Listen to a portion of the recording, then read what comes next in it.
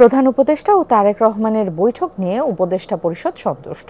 কোনো রাজনৈতিক দলের এ বিষয়ে কিছু বলার থাকলে সেটা প্রধান উপদেষ্টার সাথে বলতে হবে, এমনটা জানিয়েছেন পরিবেশ উপদেষ্টা রেজওয়ানা হাসান।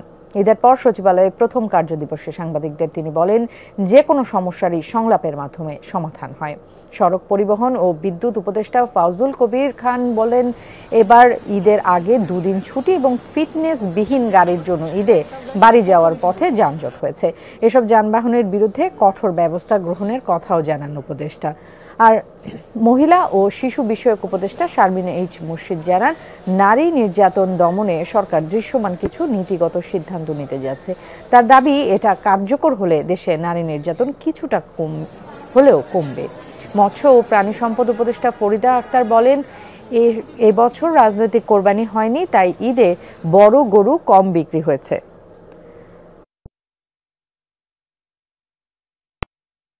আমার কাছে পরিস্থিতিটা বেশ স্বস্তিকর মনে হচ্ছে। হ্যাঁ, আর এখন রাজনৈতিক দলগুলো তার অবস্থান থেকে কথা বলবেন।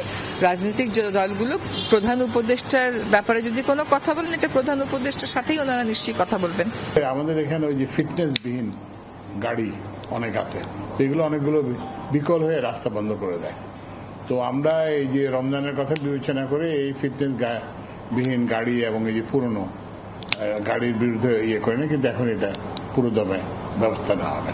আর এমনিতে সার্বিকভাবে মানুষ ভালোভাবে ঈদ করেছে।